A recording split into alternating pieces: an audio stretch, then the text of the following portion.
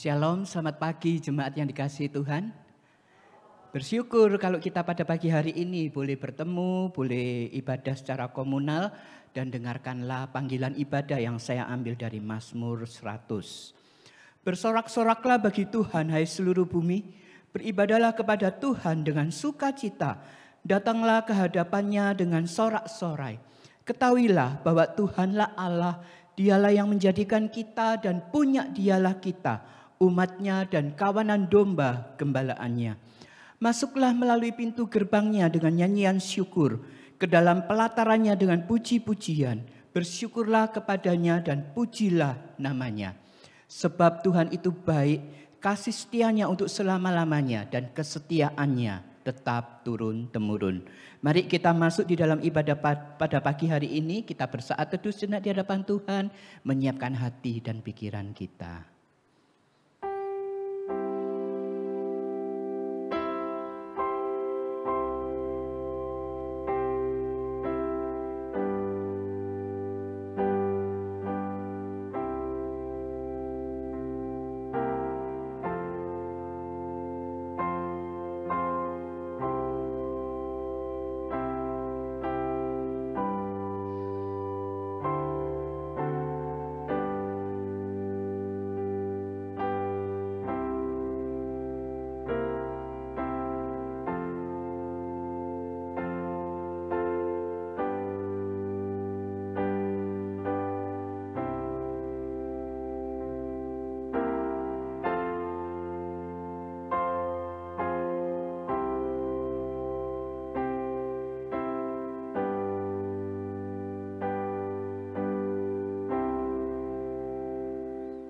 Ibadah kita pada pagi hari ini, kita mulai dengan adanya pengakuan bahwa pertolongan kita datangnya dari Allah Bapa, pencipta langit dan bumi, dan yang tidak pernah meninggalkan hasil perbuatan tangannya. Turunlah kiranya atas kita sekalian, kasih karunia dari Allah Bapa, Allah Putra, dan Allah Roh Kudus. Amin. Pujian penghormatan kita bersama pujikan hormat bagi Allah Bapa.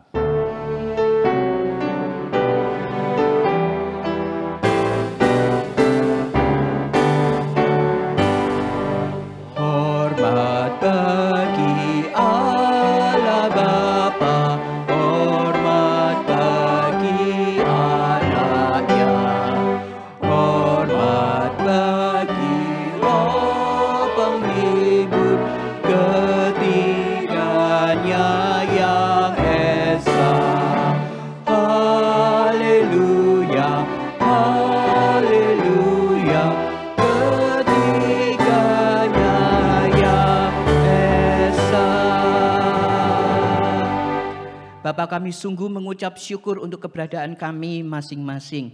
Tuhan boleh menuntun langkah kehidupan kami selama seminggu ini yang boleh kami lewati. Ada begitu banyak hal yang kami lalui bersama-sama dengan Engkau. Ada begitu banyak hal perbuatan, baik perkataan maupun tingkah laku kami, seringkali mendukakan Engkau. Engkau yang akan menolong setiap kami ya Bapa. Di tengah-tengah keberdosaan itu Engkau kuduskan kembali kami, sehingga kami boleh layak untuk datang ke hadirat-Mu yang kudus, untuk kami boleh menyembah Engkau di dalam roh dan kebenaran. Ada begitu banyak Tuhan ketidaktaatan kami, bahkan kami seringkali ingin meninggalkan Engkau, kami ingin memberontak daripada Engkau. Tuhan, Engkau yang akan menolong kami, sehingga kami boleh terus dekat dengan Engkau, kami boleh memiliki motivasi yang benar ketika kami beribadah kepada Engkau. Engkau melihat, menilik setiap kami ketika kami datang kepada Engkau pada pagi hari ini. Tuhan yang akan menolong kami hanya fokus kepada Engkau saja. Ibadah kami hanya untuk memuliakan nama-Mu, meninggikan nama-Mu Tuhan.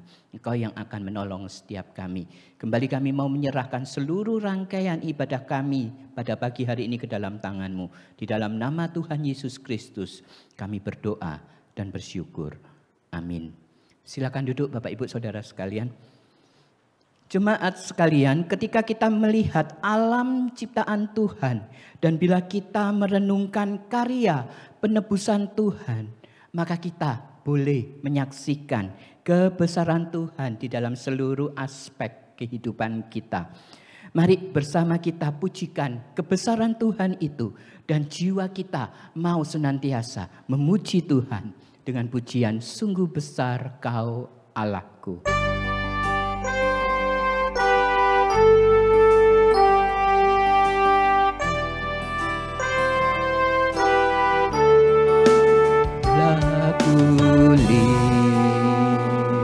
Lihat bintang gemerlapan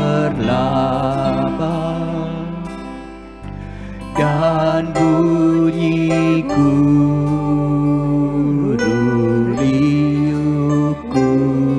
dengar. Ya Tuhanku, tak putus aku heran melihat ciptaanmu yang besar. Maka jiwaku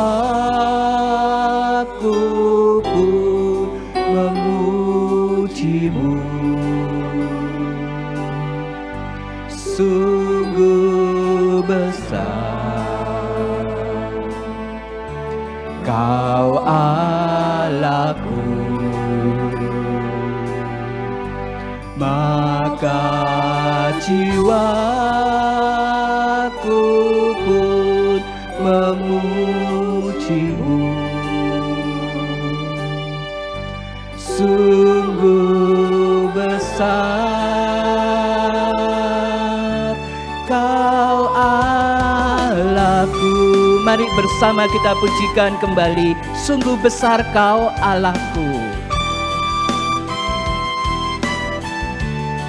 Bila kulihat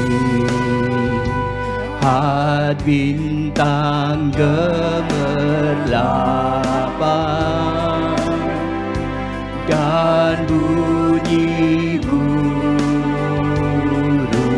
guriliuku dengar. Ya Tuhanku, tak putus aku heran melihat ciptaanmu yang besar. Maka jiwaku pun memujimu, maka jiwaku pun memujimu. Sungguh besar Kau Allahku, maka jiwaku pun memujimu. Sungguh besar Kau Allahku, maka jiwaku pun memujimu. Maka jiwaku pun memujimu. Sungguh besar Kau Allahku, sungguh besar Kau Allahku, maka jiwaku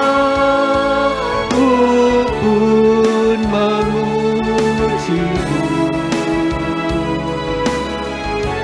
Sungguh besar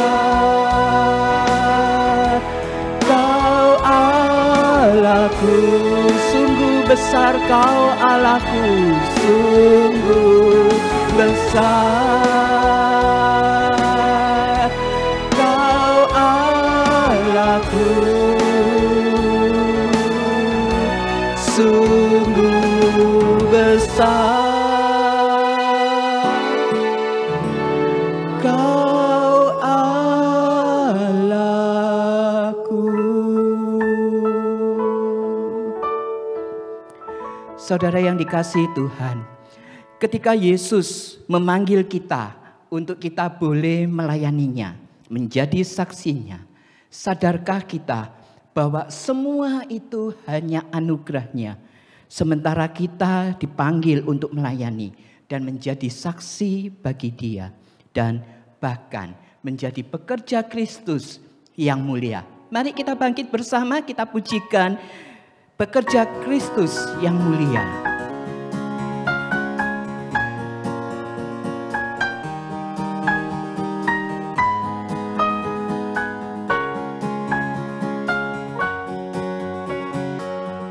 Telah lama ku cari-cari langkah hidup yang lebih pasti, hidup penuh kemenangan setiap hari. Suatu saat Yesus panggilku menjadi pekerja melayani, jadi saksi bagi Dia. Bukan sembarang pekerja, la la la, aku luar biasa, la la la, Dia raja segala raja, la la la, memanggilku menuai ladangnya, hanya anugerah semata, la la la, aku dipakai olehnya, la la la, sungguh amat istimewa menjadi pekerja Kristus yang mulia. Mari bersama kita pujikan.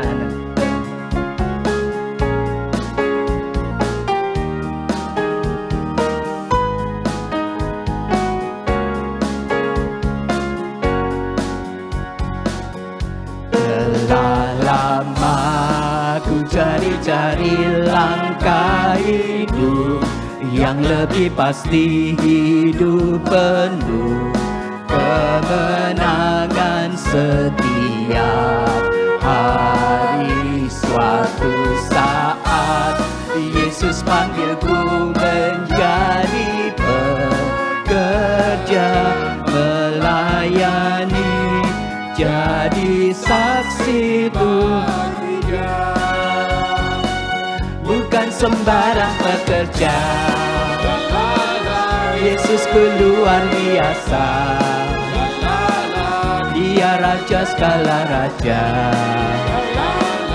memanggilku menuai ladangnya, hanya anugerah semata, aku dipakai olehnya, sungguh amat istimewa menjadi pekerja Kristus yang mulia. Bukan sembarang pekerja, la la la, Yesusku luar biasa, la la la, Dia raja segala raja, la la la, memanggilku menuai ladangnya, hanya anugerah semata, la la la, aku dipakai olehnya, la la la, sungguh amat istimewa menjadi pekerja Kristus yang mulia. Sungguh amat istimewa menjadi pekerja Kristus yang mulia. Sungguh amat istimewa menjadi pekerja Kristus yang mulia. Ya, silakan duduk Bapak Ibu, Saudara sekalian. Ya, jemaat yang dikasihi Tuhan, kalau kita bisa hidup sampai saat ini itu karena anugerahnya. Dan bahkan kalau kita bisa melayani Tuhan pun itu semua hanya anugerahnya. Tidak ada satupun yang bisa kita banggakan dari kita. Bahkan ketika dikatakan kita hidup di luar Kristus, kita tidak bisa melakukan apa-apa. Jangankan berbuah gitu ya. Untuk hidup saja kita tidak bisa untuk melakukan apa-apa. Mari Bapak Ibu Saudara sekalian, kita terus mau melekat pada kekuatan kuasa-Nya. Kita terus mau melekat untuk di dalam kekuatan kasih-Nya. sehingga kita dapat berbuah. Kita boleh terus menjadi pelayan-pelayan Kristus. Kita boleh berbuah dan makin berbuah lebih banyak lagi. Mari kita pujikan Engkau, alasanku hidup, yang akan mengantarkan kita untuk penyampaian firman Tuhan yang akan disampaikan oleh penginjil Sulaiman. Engkau alasanku hidup.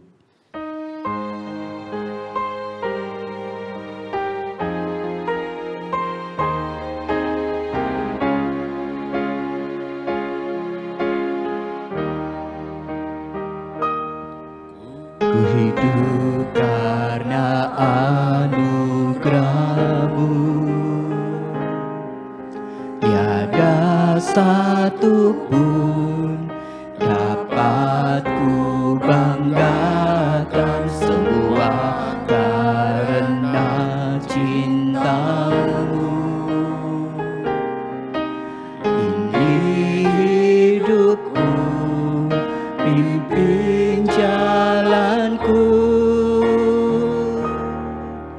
Yesus pegang erat tanganku, ku tak dapat hidup di luar kasih-Mu. Bapa, jangan tinggalkan aku, Engkau alasan selama ku hidup.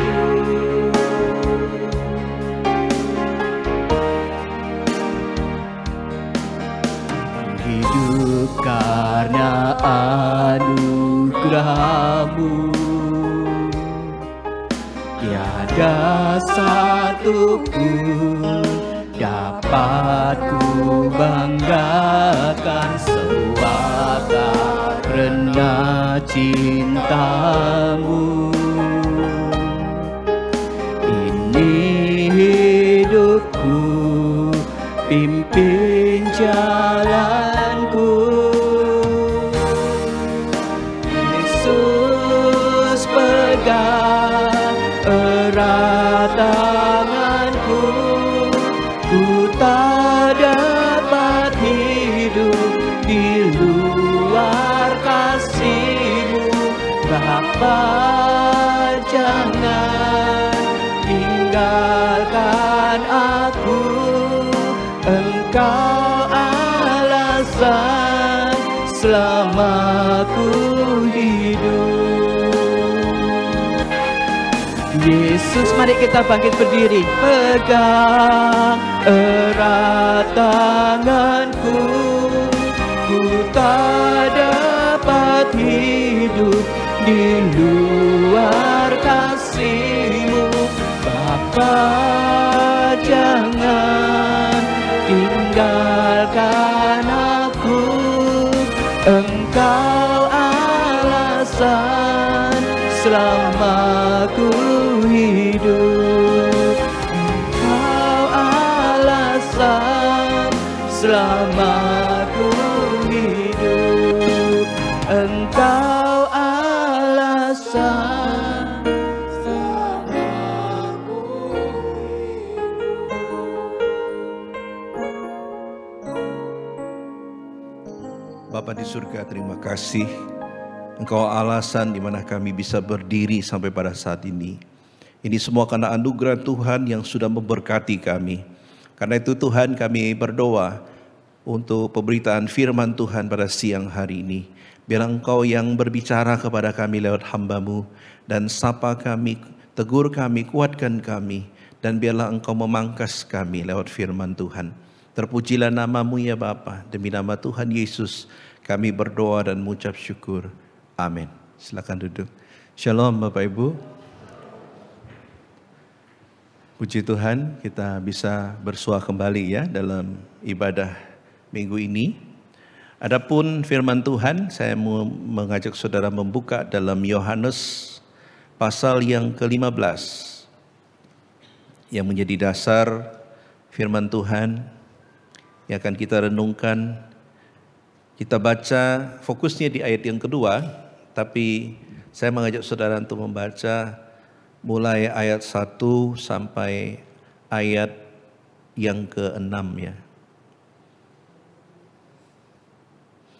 1 sampai yang ke-6 ya. 15, Yohanes 15 ayat 1 sampai ayat yang ke-6. Kalau sudah mendapatkan, kita membaca bersama-sama ya. Saya membaca ayat pertama, Bapak Ibu ayat kedua sampai ayat yang ke-6. Akulah pokok anggur yang benar dan Bapakulah pengusahanya.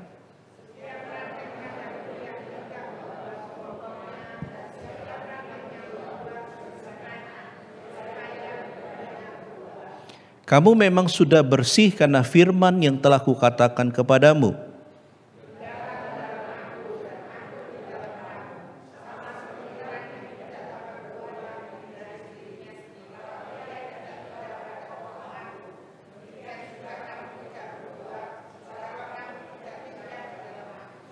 Akulah pokok anggur dan kamulah ranting-rantingnya. Barang siapa tinggal di dalam aku dan aku di dalam dia, ia berbuah banyak. Sebab di luar kamu tidak dapat berbuat apa-apa.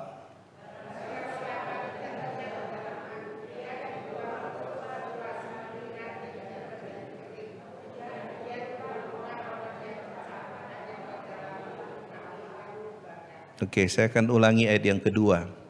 Setiap ranting padaku yang tidak berbuah dipotongnya, dan setiap ranting yang berbuah dibersihkannya, supaya ia lebih banyak berbuah.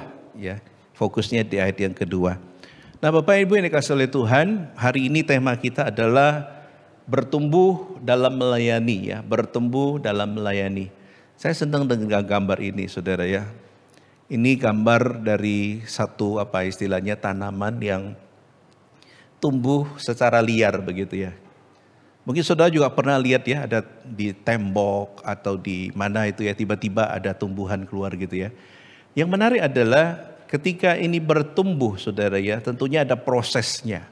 Mulai dari kecil atau dari biji biasa dibawa oleh burung dan lain sebagainya. Saya bahkan pernah bersihkan atap ya di talang itu. Di talang itu penuh dengan tanaman saudara ya. Kok bisa ada tanaman di situ padahal saya tidak nanam ya. Jadi biasanya dibawa oleh binatang ya dan kemudian bertumbuh. Tapi pernahkah saudara berpikir bahwa dalam proses bertumbuh itu, kalau dalam konteks ini adalah tanaman ya, itu adalah sesuatu yang menjadi figurisasi atau gambaran daripada kerohanian orang Kristen ya. Bahwa kita di Alkitab menggambarkan ada dua macam ya kalau dalam perumpamaan. Yang pertama adalah yaitu pohon apa? Yang pertama yang Yesus lihat dari jauh, kemudian dia pengen ambil buahnya, lalu waktu dia dekat dia lihatin, ini buahnya tidak ada. Itu pohon apa? Durian. Apa? Ara ya. Ya, pohon ara. Pernah makan buah ara? Pernah lihat buah ara? Oke, kapan-kapan ke rumah saya ya. Ada di depan rumah itu ya. Yang tanam istri saya ya. Nah itu buah ara itu luar biasa. Dia tidak pernah dirawat, tidak pernah kita apa-apain. Itu hidup saudara ya. Di depan rumah, orang bangun rumah, tiap hari kena semen, kena debu, kena apa. Tetap menghasilkan buah. Dan tambah hari buahnya tambah besar lagi ya. Saya juga bingung, itu luar biasa pohon ara ya. Tapi dalam konteks ini, pohon yang satunya adalah pohon apa? Anggur. Apa bedanya ya? Kalau kita lihat bahwa anggur ini memang dalam konteks ini Yesus menggambarkan dirinya adalah seperti pohon itu begitu ya, yang kita adalah ranting-rantingnya yang menempel begitu ya. Nah menarik saudara, dalam membahas mengenai bertumbuh dalam melayani, kerap kali orang tidak berpikir bahwa ketika dia melayani sebenarnya Tuhan itu sedang membentuk karakter kita ya. Nah karena itu pada pagi ini saya akan mengundang salah seorang jemaat ya, mungkin ini sudah terkenal sekali ya, Pak David Condro untuk maju ke depan. Ya kita berikan tepuk tangan ya. Saya mau tanya ke dia ya. Sini aja ya. Atau saya gimana supaya kamera masuk, dia ke sini aja ya. Ya oke. Oke, David ke sini. Oke, saya mau interogasi sedikit ya.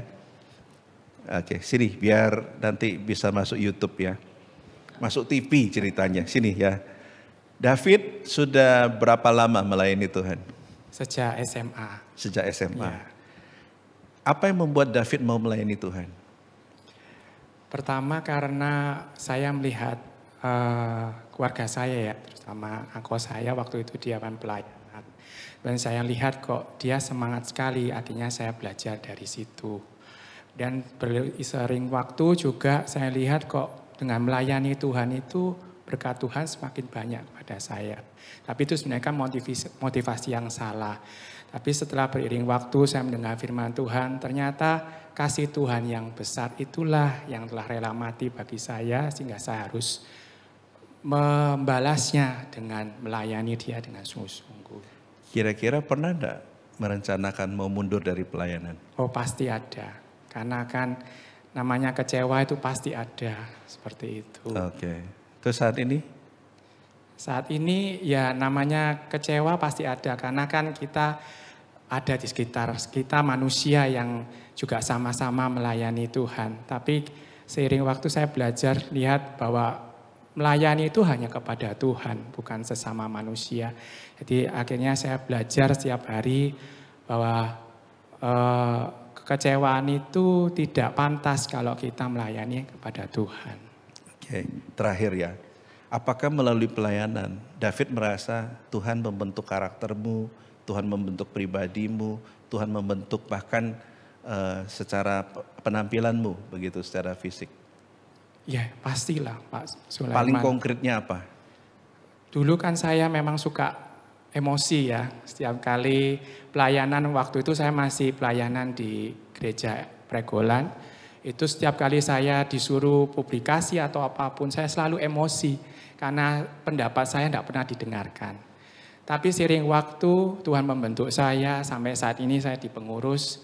Saya banyak belajar bahwa kepentingan kita itu bukanlah segalanya, tapi kepentingan untuk kemuliaan Tuhanlah yang penting. Sehingga saya mulai belajar untuk lebih banyak mendengarkan dan lebih banyak sabar dalam setiap tingkahku. Puji Tuhan, kita berikan aplaus ya. Terima kasih Pak David. Ini tidak ada settingan ya. Jadi artinya saya cuma ngomong David, nanti minggu saya mau wawancara. Terus jawabannya atau saya kasih 3 pertanyaan. Tapi yang tadi saya agak ubah pertanyaannya. Terus jawabannya nanti hari H. Jadi saya pun baru dengar sekarang ya jawabannya ya. Bapak Ibu, melayani Tuhan itu mudah apa susah?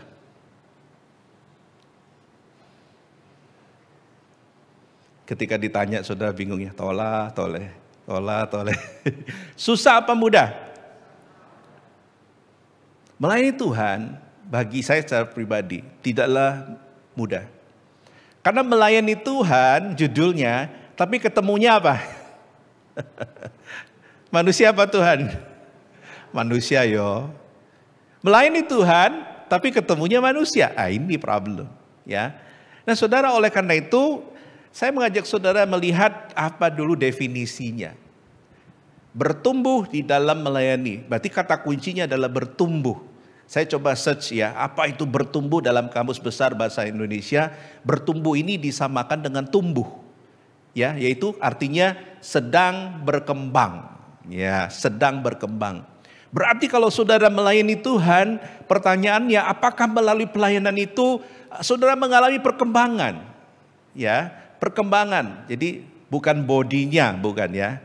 Tetapi perkembangan dalam arti apakah saudara mempunyai satu perubahan di dalam hidupmu. Tadi testimoninya adalah dulu saya emosional, setelah melayani Tuhan saya menjadi lebih sabar. Dulu saya kalau orang tidak dengar saya marah. Sekarang saya belajar mengatasnamakan atau mementingkan kepentingan yang orang lebih banyak.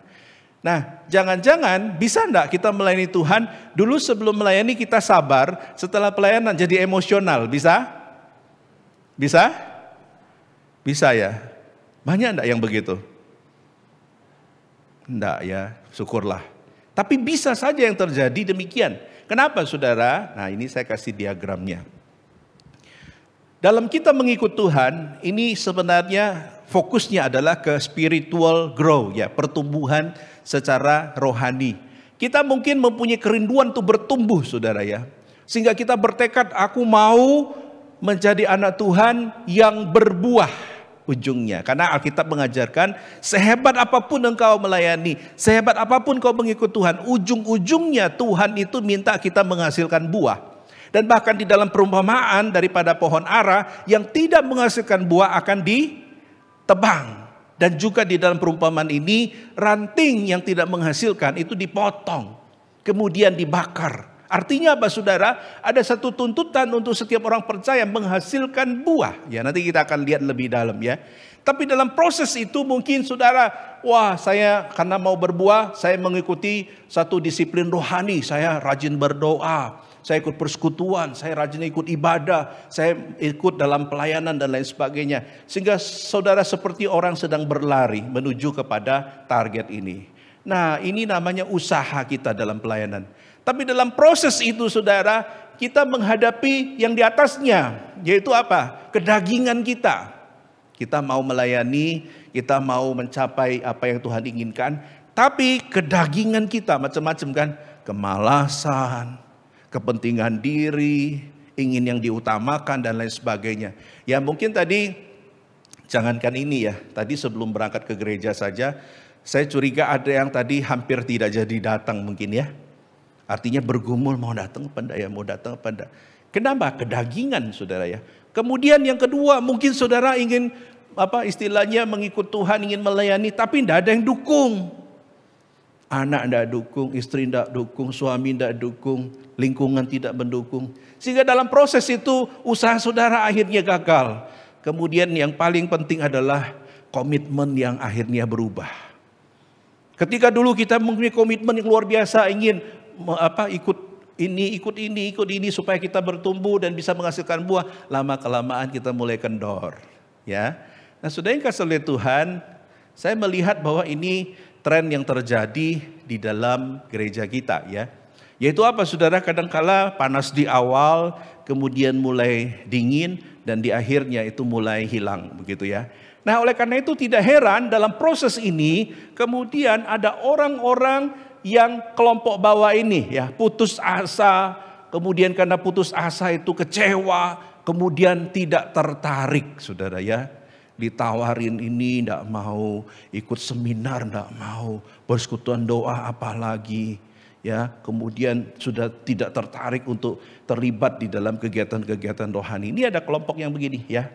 Nah, menurut saudara lebih banyak mana kelompok yang rindu bertumbuh dan menghasilkan buah, atau orang-orang yang kelompok bawah ini yang karena putus asa, kecewa, tidak tertarik, hanya mengamati? Dan bukan hanya yang mengamati, yang pegang corong ini ya mungkin ngomong sesuatu yang menyakitkan hati atau mau membuat kita tidak melayani, atau mungkin ngomongin orang yang melayani. Kira-kira menurut saudara lebih banyak kelompok yang di atas atau kelompok yang di bawah?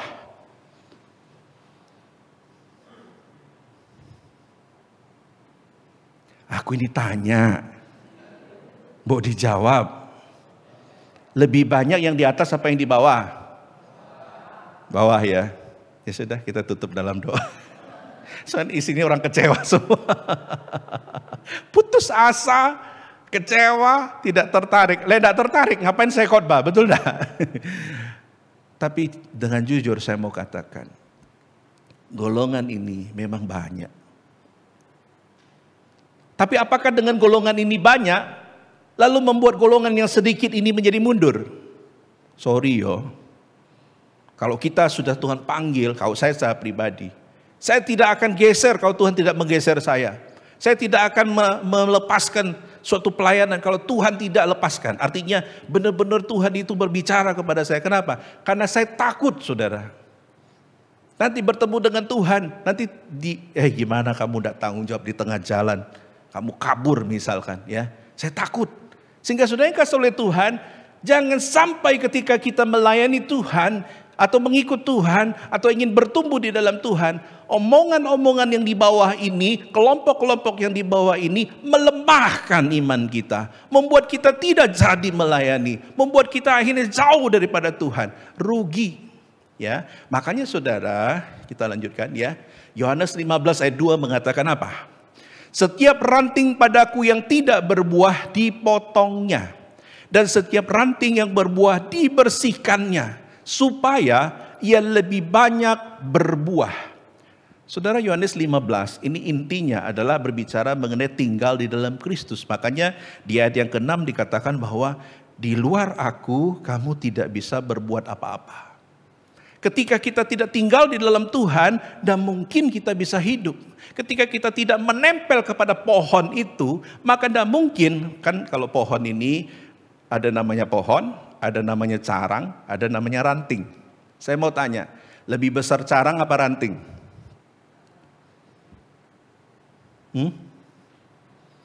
Pohon, carang, ranting. Berarti yang lebih besar carang apa ranting?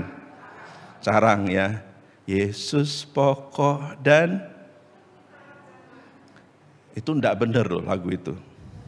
Kita bilang kita apa? Ranting. Ranting kok jadi carang itu loh. Berarti saudara, Tuhan ingin ngomong, we are so small. Kita begitu kecil, bukan carang, tapi bagiannya lagi yaitu apa? Ranting. Jadi lihat sebelahnya, katakan, sesama ranting jangan sombong. Sesama ranting kita ini. Jangan bilang, aku nih pohon. Wih enak aja, Tuhan lo pohon. Aku carang, karena aku gede. Tidak ada kaitannya. Kita bagaimanapun status kita harus sadar, kita ini ranting. Itu berarti sudah yang kasih oleh Tuhan, ranting dikatakan kalau tidak menghasilkan buah dipotong. Nah karena itu saudara, inilah kenapa kita akan pelajari apa meaningnya ya. Nah Tuhan Yesus di dalam perumpamaannya seringkali menggunakan yang namanya anggur ya, pohon anggur. Kalau saudara lihat di Israel pohon anggur itu modelnya seperti ini ya. Tapi ada juga satu yang kalau di Indonesia itu modelnya merambat-rambat itu ya. Nah itu. Nah saudara yang kasih oleh Tuhan, tapi yang dimaksudkan itu adalah ini ya. Dan seringkali Tuhan Yesus itu menggambarkan bahwa di dalam ayat 1 dikatakan, akulah pokok anggur yang benar dan Bapakulah pengusahanya. Itu berarti Allah digambarkan atau Tuhan sebagai yang menanam dan yang merawat anggur itu ya. Kemudian umatnya adalah anggur itu ya. Anggur itu enak apa enggak? Enak ya. Ini loh. Wow. Ini anggur yang enak sekali ya. Kalau saudara pergi ke Israel, ada anggur yang dijual di kota Kana ini ya. Nah ini anggurnya ini bagus sekali dan rasanya enak gitu ya. Dan harganya juga lumayan. Nah saudara, anggur ini menjadi satu minuman atau menjadi satu bagian yang boleh dibilang anggur, kalau orang minum anggur itu apalagi di restoran yang mahal itu sangat elegan begitu ya. Tapi sebelum jadi anggur ini asalnya apa? Buah kan? Betul ya? Buah itu kalau zaman dulu untuk buat anggur, itu anggur yang sudah dipetik, ditaruh, kemudian diinjek-injek. Ya, atau dijepit pakai seperti ada kayu begitu ya. Sehingga nanti diambil itu adalah airnya, baru difermentasi. Ya. Nah Bapak Ibu ini kasih oleh Tuhan, ada yang bilang saya, Pak kalau perjamuan kenapa enggak pakai anggur asli? Pertama itu larang, betul enggak? Mahal. Kedua adalah tidak semua kuat, betul enggak? Saya pernah bawa dari Israel, saya kasih ke jemaat, ada yang minum langsung langsung gitu ya. Nah bayangkan kalau itu anggur yang asli, saudara mungkin jadi drunken master nanti ya. Saya khotbah Anda joget-joget nanti ya, takutnya begitu.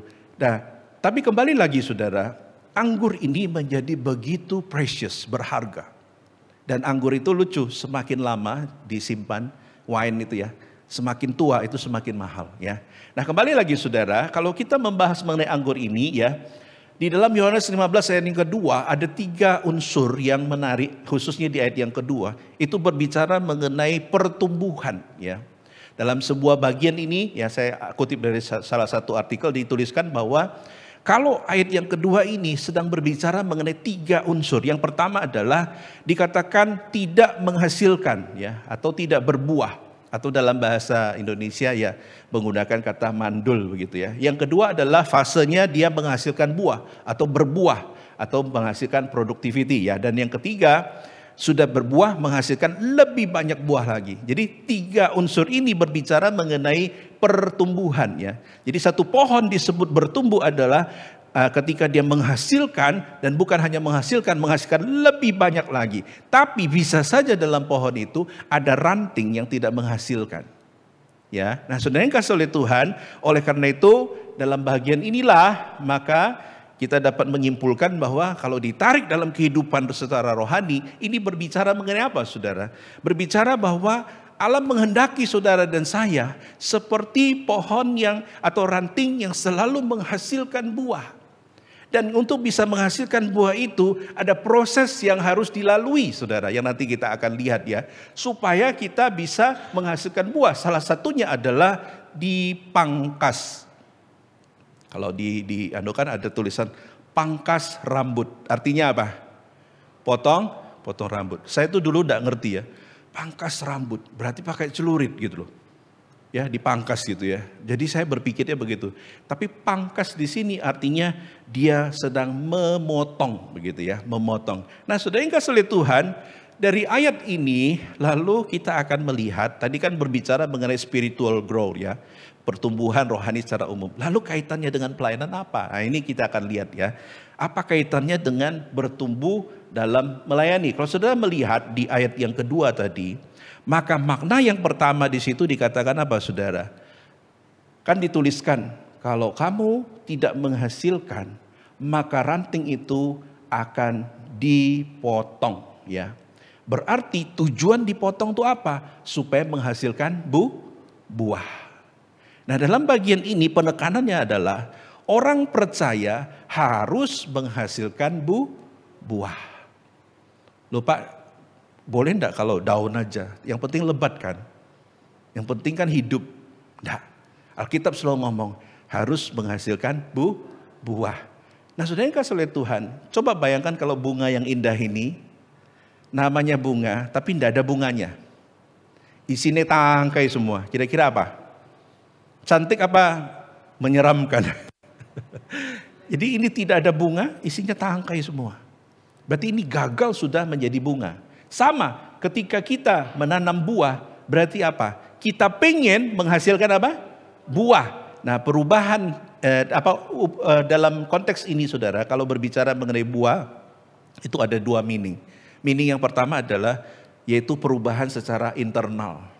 Waktu kita ikut Tuhan, apakah terjadi perubahan dalam internal kita? Nah, di EBS kemarin kita bahas mengenai kelahiran baru. Kelahiran baru itu artinya satu titik di mana kita bertobat, bertemu dengan Tuhan, kemudian terjadi perubahan dalam diri kita ya. Nah, saudara, coba saudara sekarang pause sejenak dan berpikir, ingat enggak kapan terakhir atau kapan tepatnya engkau bertobat? Ingat enggak? Oke, saya coba ya, tes ya. Kira-kira siapa yang mau tak tanya ya? Arnold dah ya. Arnold ingat enggak kapan bertobat? Lahir baru, ingat? Tanggal, bulan, tahun, ingat? Atau tahunnya aja? 2013, tanggal dan bulan ingat? September, tanggalnya? Lupa ya? Oh lumayan, puji Tuhan ya. Kita kadang-kala ingat kalau tanggal itu menjadi momen di mana kita bertemu Tuhan ya. Saya secara pribadi bertobat 31 Agustus 1988. Kapan itu? Waktu adik saya dipanggil Tuhan. Jadi waktu adik saya dikubur, itu kami bertobat satu keluarga. Dan setelah itu kami cari Tuhan, cari gereja dan melayani. Karena sebelumnya kami sekeluarga itu Kristen-Kristenan ya. Jadi 31 Agustus 1988 pertama kali saya datang ke gereja, saya menawarkan diri melayani. Kenapa? Karena saya merasa anugerah Tuhan itu luar biasa. Dan kalau Tuhan mau cabut nyawa saya sebentar, langsung saya bisa berangkat tanpa berbuat apa-apa ya. Saya masih ingat. Nah, karena itu saudara, ada satu momen di mana internal itu terjadi perubahan. Ketika kita itu menghasilkan buah, kita harus tahu bahwa terjadi perubahan. Dulu saya ini emosional menjadi lebih baik. Dulu saya suka bohong, sekarang menjadi tidak. Dulu saya suka ngerumpi, sekarang enggak. Setelah ikut Tuhan gitu loh ya. Nah, itu berarti terjadi perubahan secara internal. Kemudian eksternal apa? Dari kesaksian itu lalu saudara bisa membawa jiwa, memenangkan orang. Nah, itu buah yang kedua. Jadi saudara, levelnya adalah mungkin saudara masih level yang internal, perubahan hidup. Tapi permisi tanya, sudah belum menghasilkan buah membawa jiwa bagi Tuhan? Ini yang kita butuh anugerah Tuhan ya. Nah saudara, kenapa? Karena kalau ini tidak dilakukan, warningnya adalah Tuhan akan memotong itu. Ranting yang tidak menghasilkan akan dipotong. Nah, saya kasih gambaran ini ya. Dipotong dalam kata yang dipakai ini artinya dipisahkan ya, atau tidak terhubung ya. Jadi ini berbicara mengenai, misalkan kalau dalam konteks rohani ya, adalah seperti saya mempercayakan sesuatu misalkan ke Ferdinand ya. Saya bilang ini tak percayakan sesuatu, tapi nanti kalau saya percayakan kamu harus kembangkan. Nah, karena Ferdinand ini tidak mengembangkan, saya ambil kembali apa yang sudah saya percayakan. Ini kata ini mengandung pengertian demikian. Jadi dipotong artinya diambil dengan kekerasan karena orang ini tidak melakukan bagiannya. Jadi meaningnya adalah saudara, ini berbicara mengenai apa saudara? Kalau Tuhan mempercayakan anugerah kepada kita dan memberikan kita anugerah keselamatan, dan Tuhan ingin kita itu berdampak bagi orang lain dan kepada diri kita juga, maka Tuhan sedang memantau ada perubahan enggak. Sebelum ikut Tuhan, mungkin orangnya tadi di-sharingkan adalah tidak sabar ya, atau si aku yang lama ini. Kemudian ketika ikut Tuhan menjadi lebih sabar. Atau ibu-ibu dulu mungkin kalau orang ngerumpi atau ngomongin orang itu sangat gampang untuk kalau saya ingat ya, di dunia itu kan kalau katanya ibu-ibu kalau kumpul itu jadi pasar katanya ya. Jadi ngobrol-ngobrol. Tapi sekarang enggak juga. Bapak-bapak kumpul juga jadi pasar loh. Sekarang ada istilah mulut ember. Pernah dengar itu? Kenapa disebut mulut ember? Karena mungkin terlalu mencampuri urusan orang. Indonesia adalah disebut urutan kedua negara terkepo di dunia. Pengen tahu ya. Salah satunya katanya kalau ada kecelakaan semua orang keluar. Kalau di luar negeri itu jarang terjadi katanya. Apalagi kalau ada peristiwa apapun ya, itu orang pengen tahu begitu ya. Dan sangat kepo. Nah, saudara yang kasih oleh Tuhan, kembali lagi, kalau orang itu bertumbuh di dalam Tuhan, maka dia harus menyadari bahwa Tuhan memberikan kesempatan kepada kita atau kepada orang yang dipercayakan itu, bahwa suatu saat itu akan dimintai pertanggungjawab. Ya, oleh karena itu saudara, kenapa kalau kita melihat kembali lagi ke anggur ya, waktu ini Anda lihat ini bekas apa? Bekas dipotong kan? Ketika dipotong supaya apa? Tumbuh lagi ranting yang baru yang bisa menghasilkan.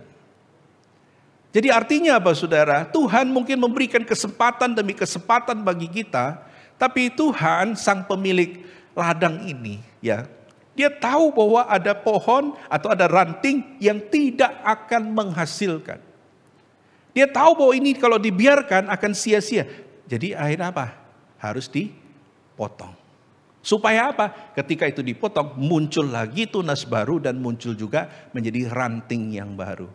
Nah saudara, ini berbicara mengenai apa? Orang Kristen harus ingat ya, bahwa memang dalam proses itu bisa saja Tuhan itu mengizinkan ya, Tuhan memotong kita. Ya, kalau dalam poin yang kedua kan kita akan bahas Tuhan memangkas kita begitu ya. Sehingga yang terjadi adalah supaya kita menghasilkan buah. Tapi yang poin yang kedua di ayat selanjutnya itu di bagian selanjutnya tidak berbicara mengenai dipotong karena tidak menghasilkan, tapi tunas itu dibersihkan karena sudah menghasilkan buah supaya menghasilkan lebih banyak buah lagi. Ya, itu bedanya. Tapi dalam bagian ini berbicara mengenai ada ranting yang sama sekali tidak menghasilkan. Ini berbicara mengenai ada orang ikut Tuhan berpuluh-puluh tahun, tapi tidak ada perubahan di dalam hidupnya. Ikut Tuhan berpuluh-puluh tahun, tidak ada pertobatan dalam dirinya. Ikut Tuhan berpuluh-puluh tahun, tapi tidak melayani Tuhan. Atau ikut Tuhan berpuluh-puluh tahun, tapi cuma melayaninya asal-asalan. Nah saudara, ini berbicara mengenai ini ya. Jadi hati-hati saudara.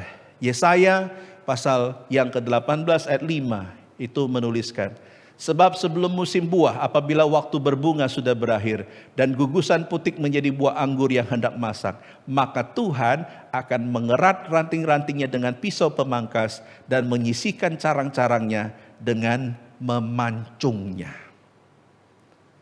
Poinnya adalah akan ada yang namanya ya tanda kutip perawatan gitu ya.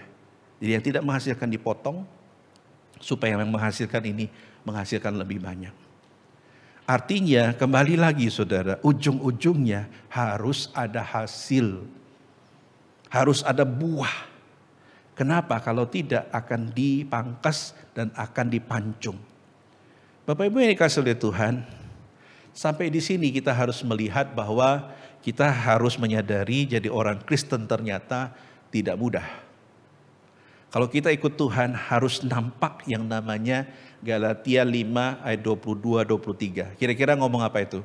Tetapi baro ialah kasih, sukacita, damai sejahtera, ya, kelemah lembutan, penguasaan diri, ya macam-macam diuraikan di situ. Ada 9 rasa. Apakah perubahan karakter itu sudah ada dalam diri kita? Dan yang kedua, apakah melalui hidup kita sudah bisa memenangkan orang bagi kemuliaan Tuhan? Itu buahnya. Jadi artinya apa saudara? Engkau mau melayani segiat apapun, kalau tidak ada hasilnya untuk Tuhan, maka di hadapan Tuhan itu dihitung kosong. Segiat apapun kau melayani, kalau tidak ada transformasi dalam dirimu, maka di hadapan Tuhan itu dihitung kosong. Wah, rugi dong saudara. Ya, kenapa? Karena Tuhan ingin melihat terjadi yang namanya hasil atau buah ya. Nah, yang kedua saudara, apa maknanya? Kalau tadi dipangkas atau dipotong supaya menghasilkan buah. Nah, kalau yang kedua ini adalah tunas yang sudah menghasilkan, tapi dibersihkan supaya buahnya lebih banyak. Ya, jadi ini berbicara mengenai apa saudara? Yang kedua, bahwa orang percaya harus siap dibersihkan supaya hidup kita mungkin sudah menghasilkan buah, tapi bisa menghasilkan lebih banyak lagi. Ya, makanya tidak heran saudara, cara Tuhan membersihkan kita yang pertama adalah lewat firman Tuhan. Waktu dengar firman Tuhan mungkin saudara berkata, aduh kok firman hari ini kok aku terus yang kena. Pernah ada saudara pulang kebaktian lalu ngomong, aku ini babak belur hari ini. Kenapa? Kena firman Tuhan. Ah, itu orang bagus. Tapi ada tipe yang kedua. Itu pendetanya kok suka nyinggung aku. Itu gak suka aku.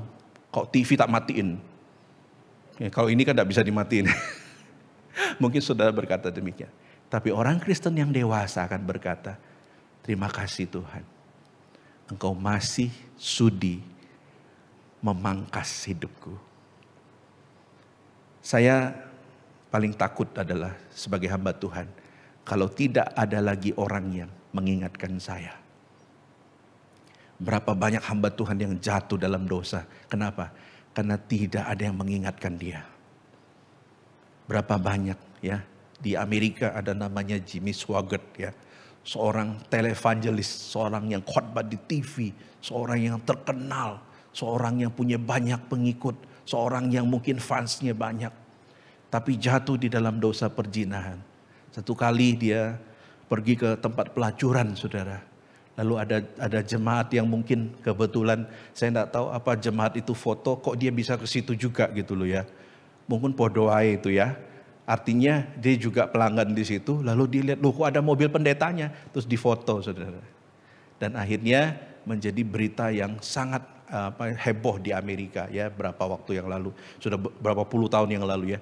Dan akhirnya televangelis ini akhirnya istilahnya jatuh dalam dosa ya. Artinya apa saudara? Kita harus bersyukur kalau Tuhan itu memangkas kita. Tuhan membersihkan saudara, supaya apa? Mungkin ada yang tidak menghasilkan, itu dipotong supaya keluar buah. Tapi bisa saja itu sudah menghasilkan buah, tapi menurut standar Tuhan kurang banyak. Sehingga itu dibersihkan supaya berbuah dan berbuah dan berbuah lagi. Saudara, saya pernah, karena saya berasal dari kampung ya. Di kampung saya itu ada namanya tanaman yang terkenal itu adalah jeruk Pontianak ya. Jeruk Pontianak itu ada jenis yang kalau saya masih ingat, itu pohonnya tidak terlalu besar tapi buahnya banyak. Saking banyaknya saudara, satu ranting atau satu carang itu harus dikasih kayu supaya dia tidak patah karena buahnya terlalu banyak. Ya. Nah Bapak Ibu, satu pohon itu bisa panen sampai beberapa keranjang ya, buahnya itu. Artinya apa saudara? Kalau kita berbicara mengenai ini, prosesnya kenapa kok sampai bisa berbuah begitu banyak? Karena petani itu begitu rajin. Ketika dia lihat ada tunas yang sudah menghasilkan, ya mungkin dia pikir kalau hanya satu dipangkas lagi dia akan muncul dua. ya, di bagian yang subur itu. Kemudian dia lihat 2, dipangkas lagi muncul 3, begitu ya, calon buah. Sehingga yang terjadi adalah multiplikasi, multiplikasi, dan multiplikasi. Nah saudara, itu maksudnya. Itulah kenapa saudara jangan marah kalau Tuhan sedang membersihkan saudara. Jangan marah kalau firman Tuhan menegur saudara. Jangan marah kalau firman Tuhan itu seolah-olah menampar saudara. Kenapa? Karena demi supaya kita bisa bertumbuh dan berbuah lebih banyak lagi. Tapi celakalah kalau mimbar ini hanya mengkhotbahkan sesuatu yang membuat saudara terhanyut di dalam sesuatu yang enak. Saudara ketawa, kan ada pengkhotbah yang isinya dari awal sampai akhir isinya ketawa, sampai dijuluki stand up comedy kan. Mungkin kita senang ikut gereja yang demikian. Oh, enggak ngantuk Pak ya, bisa ketawa-ketawa ya, refreshing. Seminggu kan sudah stres, datang ke gereja bisa ketawa-ketawa. Tapi saudara, apakah firman Tuhan isinya hanya ketawa-ketawa? Tidak saudara. Firman Tuhan mengingatkan, engkau dan saya akan dipangkas oleh Tuhan. Supaya apa? Supaya berbuah lebih banyak. Dan itu proses sakit saudara. Ya, tahu saudara cara petani memangkas itu digunting ya atau dipatahkan saudara. Itu berarti ada sesuatu yang boleh dikatakan tidak mudah. Ya. Nah saudara, mungkin satu kali saudara mendengar firman atau Tuhan bisa pakai 2 cara, firman Tuhan atau yang kedua melalui sesama saudara atau manusia. Mengingatkan saudara dan saudara mengatakan, ih orang ini kok begini ya, mengingatkan saudara sehingga saudara tidak terima. Tapi di dalam hati kecil saudara, saudara akan berpikir, iya ya, aku memang begitu. Iya ya, aku harus berubah. Iya ya, orang itu kok care ya sama aku sampai dia mau ngomong. Celakalah kalau orang itu sudah diem. Kalau orang itu sudah diem, itu bahaya. Ya, kalau orang itu sudah diem, itu bahaya. Jadi kalau saudara misalkan sudah marah sama anakmu, biasanya cerewet kan? Kalau sudah cerewet dan tidak mempan, lama-lama Anda diem. Ketika diem, anak Anda ngomong, Mama kok diem ya? Nah itu sudah tanda-tanda bahwa mamanya sudah pada satu titik dia sudah bohwat, sudah mungkin tak biar nohe. Ya. Nah saudara, Allah kita bukan Allah yang demikian. Allah selalu mengingatkan kita. Ketika kita bikin dosa, Tuhan ingatkan. Ketika kita jatuh, Tuhan ingatkan. Kemudian Tuhan topang kita untuk bangkit kembali. Dan ketika kita menyimpang, Tuhan ingatkan. Makanya sudah yang kasih oleh Tuhan, kalau kita lihat kata yang dipakai di sini adalah dibersihkan. Ya. Dan ini positif arahnya. Yaitu apa? Dipangkas supaya tunas itu, jadi bukan rantingnya yang dipotong, tapi tunas yang sudah berbuah itu dibersihkan supaya keluar lebih banyak tunas lagi yang nantinya akan menghasilkan buah ya. Nah oleh karena itu saudara, kalau kita melihat kebenaran ini berarti apa saudara? Kalau kita melihat ketika itu dibersihkan berarti kan akan muncul tunas-tunas baru ya, yang nantinya akan menjadi calon buah ya. Itu berarti saudara, ini gambar tunas anggur ya. Jadi dia keluar kecil gini ya. Sehingga tunas yang baru itu akan menggantikan tunas yang mungkin kalau dalam konteks ini kan menghasilkan, tapi bisa saja dalam pohon itu ada yang mandul dan tidak menghasilkan. Ya, artinya proses ini harus dilakukan atau dalam bahasa Inggrisnya itu pruning ya. Pruning itu artinya dipangkas ya. Jadi ini supaya menghasilkan lebih banyak lagi. Nah, saudara, berarti kalau ini ditaruh di dalam konteks hidup kita, maka kita harus rela loh dipangkas. Dan itu tidak mudah loh. Ya. Kalau anak kecil usia 1 tahun ya, atau di bawah 1 tahun, atau 1 tahun ke atas sedikit lah ya, atau 2 tahun, itu susah enggak potong rambut? Saya lihat tukang salon yang untuk potong anak-anak itu, hebat loh di YouTube itu. Ada satu tuh, mukanya serem, tapi pintar dia potong tuh anak-anak. Nanti dia kali ngingin, sambil nyanyi-nyanyi, nanti selesai rambutnya. Dan anaknya ketawa-ketawa gitu ya. Sama dengan dokter yang pintar main-mainin alat suntik, sudah sambil senyum-senyum, anaknya tidak sadar tapi sudah masuk jarumnya itu ya. Nah sudah yang kasih oleh Tuhan, itu saking susahnya memangkas rambut anak kecil. Berarti kalau ini dianggap kita manusia, Tuhan mau pangkas kita. Kalau kita tidak dewasa, kita akan menjadi seperti anak-anak. Waktu mau dipangkas kita mengatakan, tidak mau kita, ya kan? Kita menghindar. Ketika dipangkas kita berontak. Ya, apalagi misalnya potongannya kayak Gordon gitu ya. Anak-anak masa bisa marah-marah, nangis-nangis ya. Dan saya pernah mengalami anak kami ya, potong rambut, padahal sudah lumayan besar. Pulang itu, padahal cantik, tapi dia merasa jelek. Lalu istri saya foto kirim ke saya lihat, loh cantik gini kok. Lalu saya ketemu anak saya bilang cantik kok. Tapi karena dia tidak merasa familiar dengan rambut yang demikian. Sama mungkin waktu Tuhan pangkas kita. Kalau sudah pergi ke Batu Malang ya, ke perkebunan apel itu ya. Ada satu waktu di mana apel itu botak semua itu, ya, tinggal ranting. Dan itu welek. Tapi ada tujuannya saudara. Tidak lama kemudian akan muncul tunas. Dan tidak lama kemudian muncul daun dan daun dulu tunas kemudian menghasilkan buah. Artinya apa saudara? Dalam hidup ini ada momen di mana Tuhan pangkas kita, kita memberontak, kita marah, kita merasa Tuhan jahat, kita merasa kok kita tok yang mengalami itu. Padahal saudara, Tuhan sedang mempersiapkan kita untuk semakin naik kelas, semakin berbuah, semakin bertumbuh di dalam Tuhan. Secara khusus melalui pelayanan. Kadangkala kita berdoa, Tuhan kalau bisa aku pelayanan jangan sama orang itu ya. Karena orang itu, wah ngeri, bahaya. Waktu pelayanan kita ditempatkan sama orang itu. Dan orang itu di depan kita ya. Sama ketika kami pelayanan di pedalaman, kami naik kapal ya. Perahu lah bukan kapal. Karena arusnya kuat, kami lihat nih lewat ke perkampungan. Di sebelah kanan ini ada tempat orang mandi. Jadi ibu-ibu lagi mandi. Pakai sarung gitu ya. Kita menghindar supaya jangan terlalu dekat, kan tidak enak, betul tidak? Tapi makin kita kayuh, makin dekat. Makin kayuh, makin dekat. Ujung-ujungnya ibu itu di sebelah saya gini, aduh. Karena arus yang membawa itu.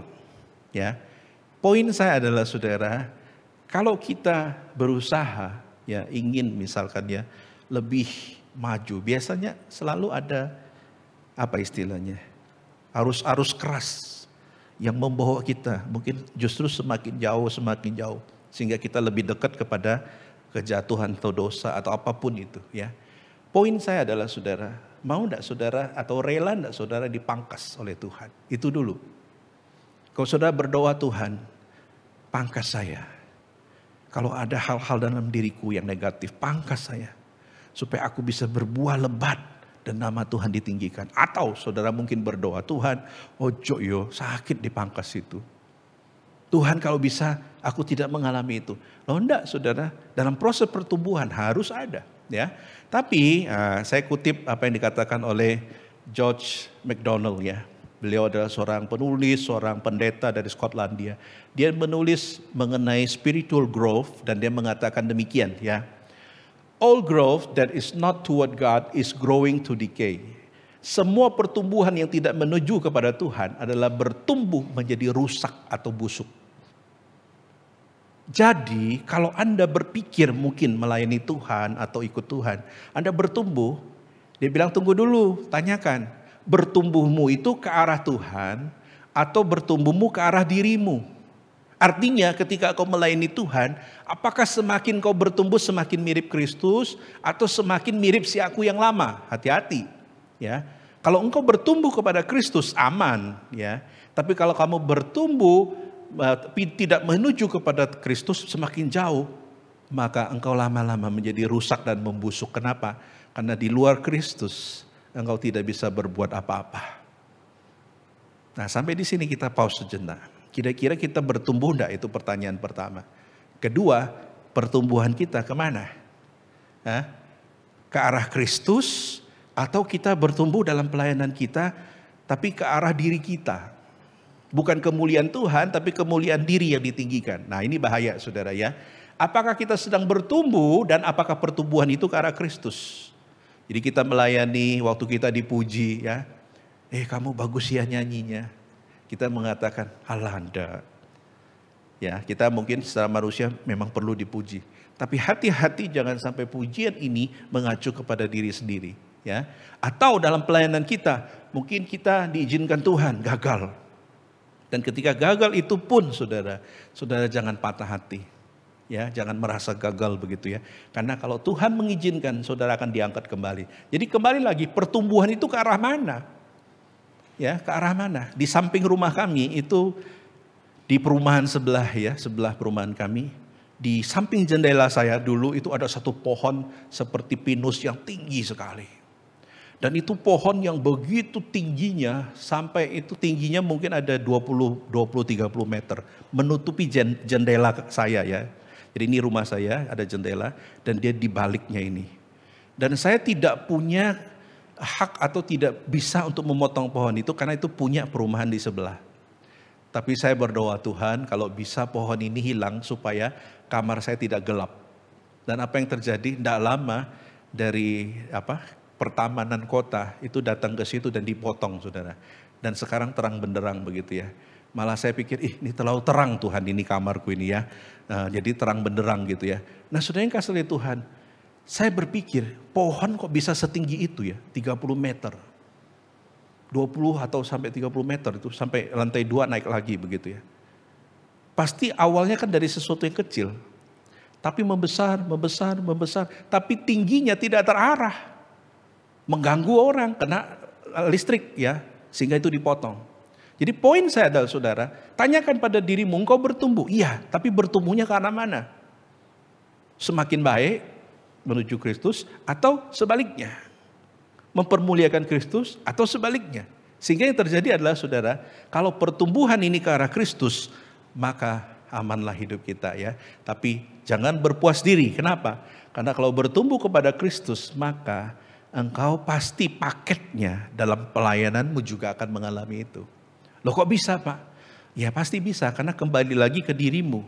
Ketika engkau menyikapi sesuatu, ketika engkau ini sudah beres, maka apapun yang kau lakukan itu akan beres. Ya, contoh misalkan, kalau orang lagi emosi, pelayanan misalkan datang ya ke sini. Tadi sebelum datang habis berantem dengan pasangannya. Lalu jadi penyambut tamu. Pasti dia akan susah untuk senyum. Mempengaruhi hatinya. Kalau dia senyum pun berarti dia hebat. Kenapa? Karena dia bisa mengubah itu. Tapi akan terbawa moodnya ya. Sama saudara, kalau saudara mengalami sesuatu yang luar biasa di dalam Tuhan, maka pelayananmu juga akan luar biasa. Karena itu satu paket begitu ya.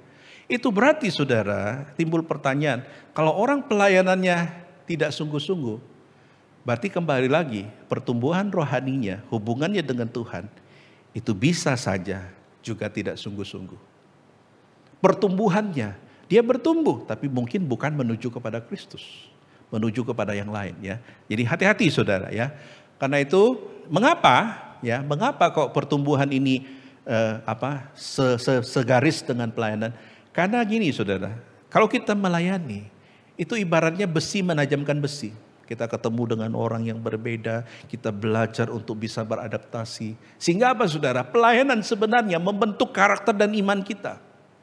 Pelayanan itu Allah sedang membentuk kita.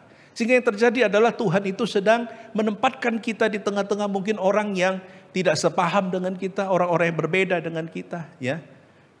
Nah dalam konteks yang belum melayani, saya mau katakan ya, apa aplikasinya buat saudara ini? Ya sama aja, dalam rumah tangga juga kan. Kalau Anda sama istri, ya, kalau 1 tahun pernikahan itu masih sweet, betul enggak? Kalau di atas 20 tahun, wah sudah mulai, kalau deket-deket, sumuk-sumuk, ya kan? Kalau dulu deket-deket, kalau jatuh, batunya yang dimarahin. Sekarang kalau jatuh, matamu mana? Ya kan? Sudah mulai aslinya kelihatan ya. Artinya apa saudara? Kasih aja bisa ada perubahan. Tapi poin saya adalah, kita tetap kan suami istri sampai maut memisahkan. Jadi harus tetap baik. Jadi warning buat suami istri ya. Kalau saudara ada masalah atau apa, harus beres. Supaya apa? Nanti anak kalau sudah tidak ada, ya nikhan wawokan nih. Jadi kita tinggal berdua, ya kan? Nah, jadi kalau relasi itu baik, itu sukacita. Tapi kalau enggak, wah itu bahaya saudara ya. Jadi kembali lagi besi menajamkan besi. Tuhan menempatkan orang yang berbeda dengan kita. Supaya Tuhan membentuk kita dan membentuk orang itu. Jadi poin saya adalah, Kalau kita mau bertumbuh dalam pelayanan, maka kita harus belajar untuk dipangkas oleh Tuhan, dibersihkan oleh Tuhan, ya. Kenapa?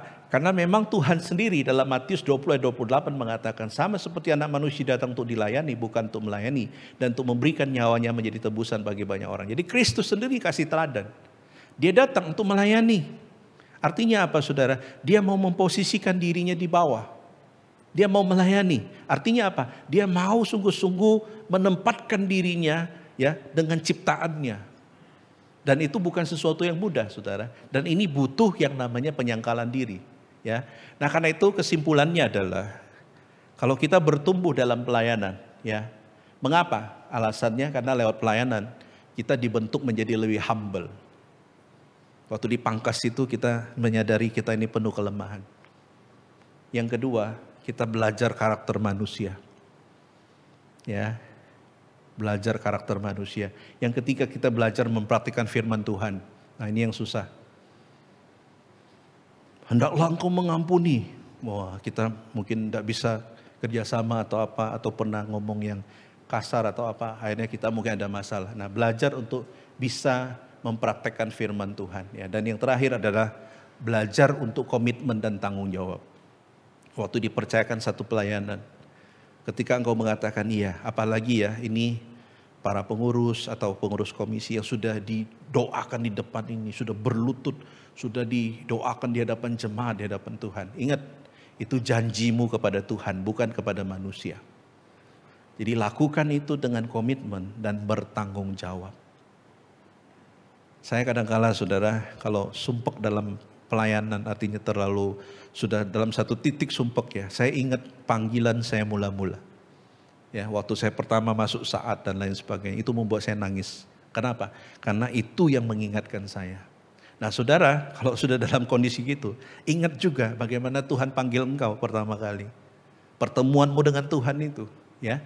Artinya itulah yang menyegarkan, membuat komitmenmu itu bangkit kembali, ya. Dan itulah yang membangkitkan tanggung jawabmu. Penutup, saudara. Melayani tanpa pertumbuhan adalah kerugian.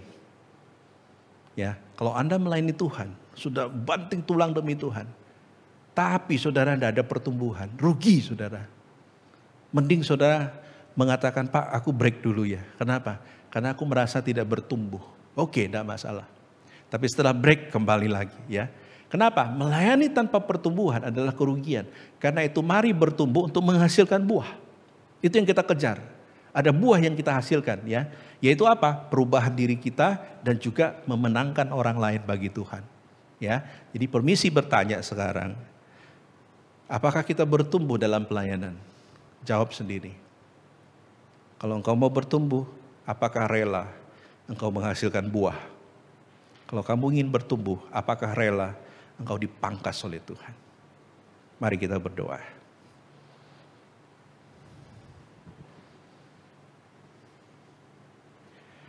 Bapa di surga, tolong kami.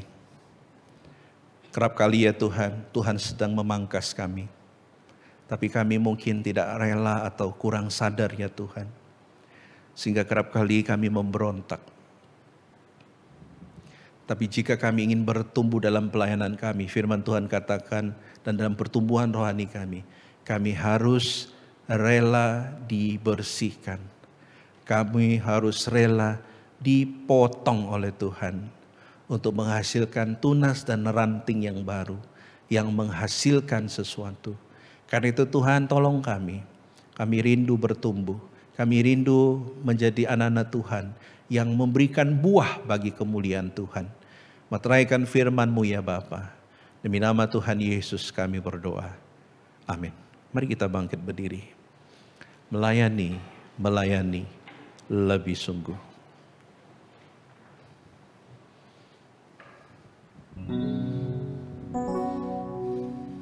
Melayani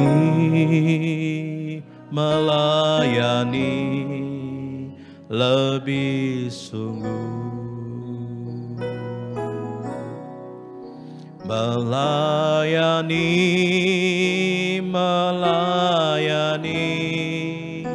lebih sungguh. Tuhan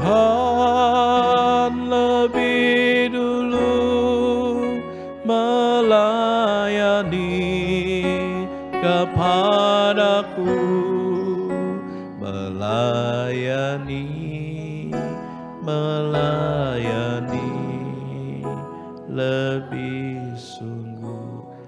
Saudara yang sudah melayani, doakan dirimu supaya Tuhan mengizinkan engkau bertumbuh dalam pelayananmu. Doakan jika ada sifatmu, karaktermu, kehidupanmu yang lama yang harus dipangkas oleh Tuhan, izinkanlah Tuhan untuk memangkasnya, supaya hidupmu menghasilkan buah dan menghasilkan buah yang lebat untuk kemuliaan Tuhan. Berdoalah saudara secara pribadi.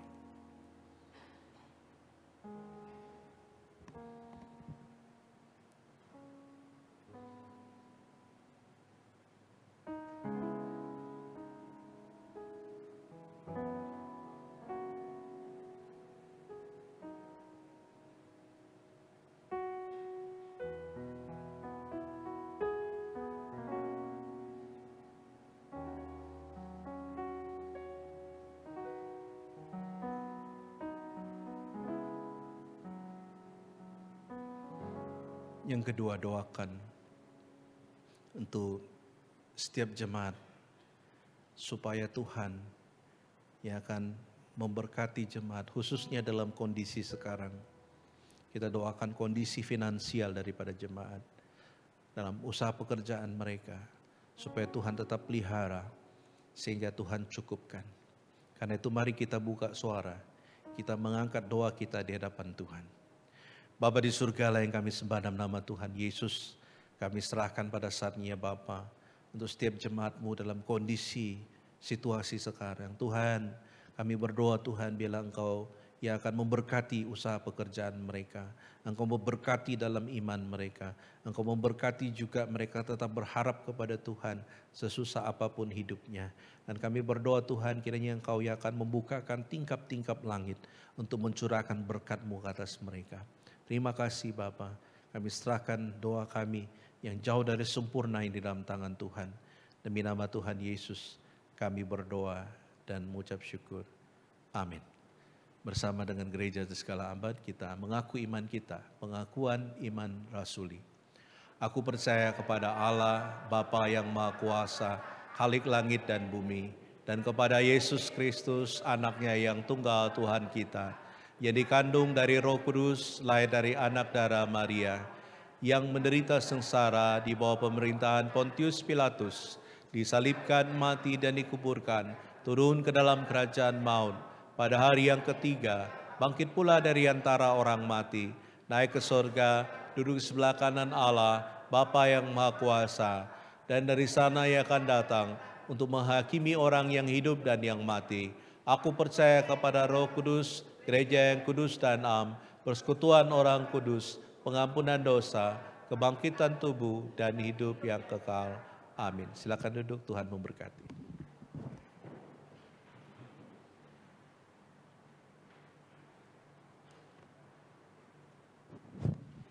Ya, jemaat yang dikasihi Tuhan, dengan satu respon untuk terus berbuah di dalam melayani dan terus semakin giat, dan kita boleh terus berbuah lebih banyak lagi, mau mengasihi, mau mengiring Kristus, dan semuanya untuk kemuliaan bagi Kristus. Mari kita akan berikan persembahan kita, memberikan persembahan yang terbaik dengan satu pujian mahkota kehidupan. Ada 2 kantong persembahan yang dijalankan. Kantong merah adalah untuk pembelian LCD yang di sebelah kiri saya, kemudian yang kantong hitam adalah untuk operasional gereja. Mari kita berikan dengan penuh sukacita persembahan kita dengan pujian mahkota kehidupan.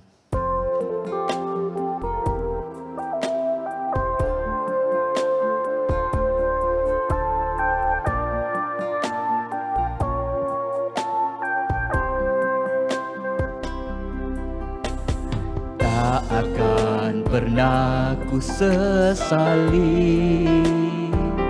mengiring Yesus sepanjang hidupku, lewati lembah air mata, ku saksikan kemuliaan-Mu di dagang. Berapapun harga yang harus ku bayar, ku kan tetap setia melayani, mengasihimu, mengiringmu seumur hidupku.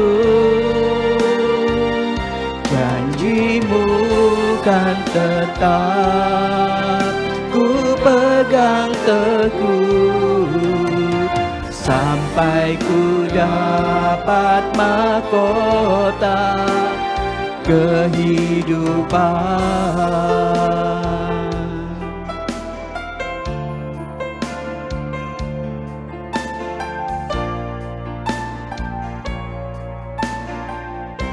Mari bersama kita pujikan kembali. Tak akan pernah ku sesali mengiring Yesus sepanjang hidupku. Lewati lembah air mata, ku saksikan kemuliaan-Mu dinyatakan. Berapapun harga yang harus ku bayar, ku kan tetap setia. Mari kita bangkit berdiri Bapak Ibu. Mengasihimu, mengiringmu seumur hidupku.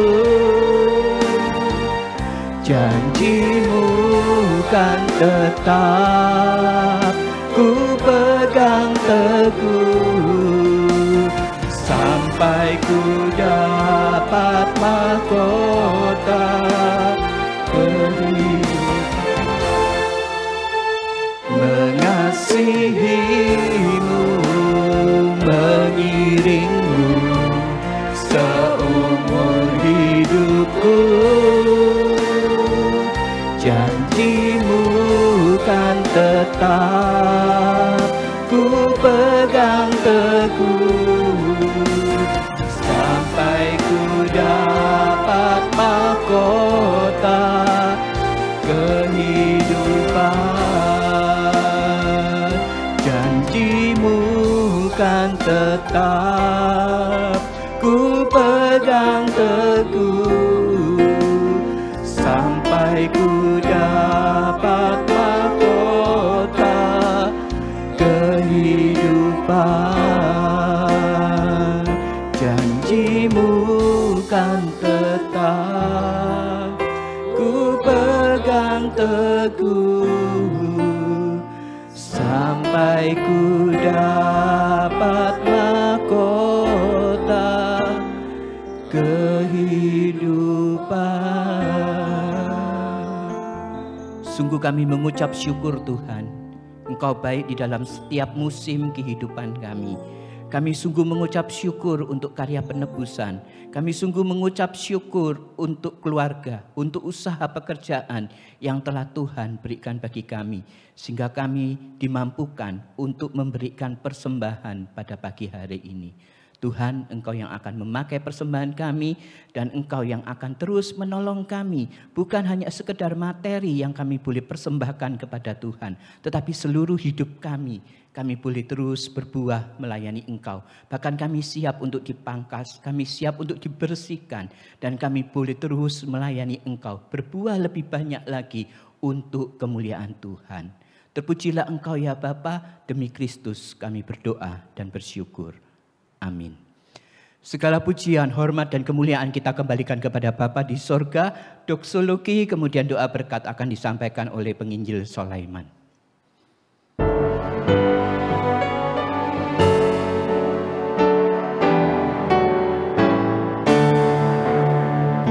Puji Allah, sumber berkat, puji Dia semua ciptaannya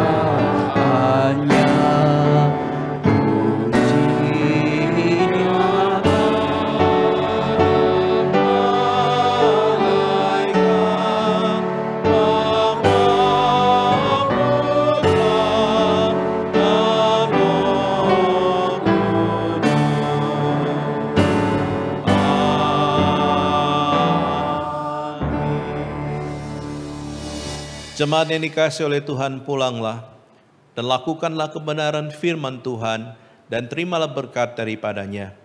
Kiranya kasih karunia daripada Allah Bapa, kekuatan dan penopangan dari Tuhan kita Yesus Kristus, anugerah dan penghiburan dari Allah Roh Kudus akan memampukan saudara dan saya untuk sungguh-sungguh bertumbuh dalam pelayanan kita, mulai saat ini sampai selama-lamanya. Amin.